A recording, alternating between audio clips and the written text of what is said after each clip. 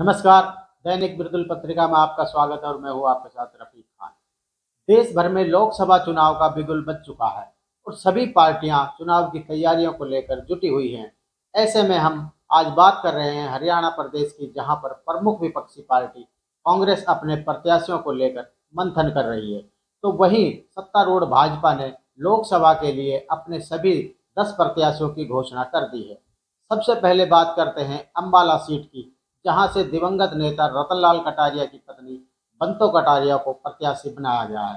तो वहीं कुरुक्षेत्र सीट से नवीन जिंदल को भाजपा ने अपना प्रत्याशी बनाया है, जो कि लंबे समय तक कांग्रेस पार्टी में रहे। वहीं कुरुक्षेत्र के साथ लगती करनाल सीट से पूर्व मुख्यमंत्री मनोहर लाल खट्टर को अपना प्रत्याशी बनाया है। अब बात करते हैं सोनीपत सीट की। इस सीट पर मौजूदा सांसद रमेश चंद्र कौशिक का टिकट काटकर राय विधानसभा क्षेत्र के विधायक मोहनलाल बड़ौली को टिकट देकर अपना प्रत्याशी बनाया है। वहीं अब बात करते हैं हरियाणा की सबसे हॉट सीट रोहतक की। तो भाजपा ने एक बार फिर से अरविंद शर्मा पर भरोसा जताया है।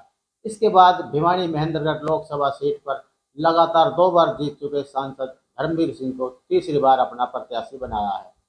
गुड़गांव लोकसभा सीट पर लगातार भाजपा की टिकट पर जीत दर्ज करते आ रहे केंद्रीय राज्य मंत्री राव इंद्रजीत सिंह को भी तीसरी बार चुनावी मैदान में उतारा है। इसके साथ लगती हुई फरीदाबाद सीट पर भी लगातार 2 बार जीत चुके और केंद्र में मंत्री रहे कृष्णपाल गुर्जर को तीसरी बार टिकट देकर फिर से भरोसा जताया है। अब हम 2 ऐसी सीटों के बारे में बताने जा रहे हैं जिन सीटों पर भाजपा ने ऐसे चेहरों को टिकट दी है कि राजनीतिक पंडितों के समीकरण भी धरे के धरे रह गए। सिरसा सीट से मौजूदा सांसद सुनीता दुग्गल का टिकट काटकर हाल ही में आम आदमी पार्टी को छोड़कर भाजपा में शामिल हुए डॉक्टर अशोक तंवर को अपना प्रत्याशी बनाया है। चौंकाने वाली बात यह रही कि सुनीता दुग्गल का कार्यकाल बेदाग छवि का रहा, किसी प्रकार के विवादों में नहीं रही, फिर भी उनका टिकट काटकर पिछले कई सालों से भाजपा को कोसने वाले डॉक्टर अशोक तंवर को टिकट थमा दी। आपको बता दें, जब अशोक तंवर हरियाणा प्रदेश के अध्यक्ष थे तब भाजपा को कोसने में कोई कसर नहीं छोड़ते थे, लेकिन टिकट मिलने के बाद वह भाजपा के गुणगान गा रहे हैं। सिरसा के साथ लगती हुई हिसार सीट की बात करें तो इस सीट से भाजपा के सांसद रहे ब्रिजेंद्र सिंह ने भाजपा को बाय बाय कर कांग्रेस पार्टी का दामन थाम लिया है। हिसार सीट पर सबसे ज्यादा दावेदारी करने वाले कुलदीप बिश्नोई को सबसे ज्यादा झटका देते हुए रानिया से निर्दलीय विधायक और हरियाणा सरकार में मौजूदा मंत्री रणजीत सिंह चौटाला को भाजपा ज्वाइन कराकर टिकट थमा दी है। आपको बता दें कि कुलदीप बिश्नोई गत वर्ष कांग्रेस से बगावत कर भाजपा में शामिल हो गए थे।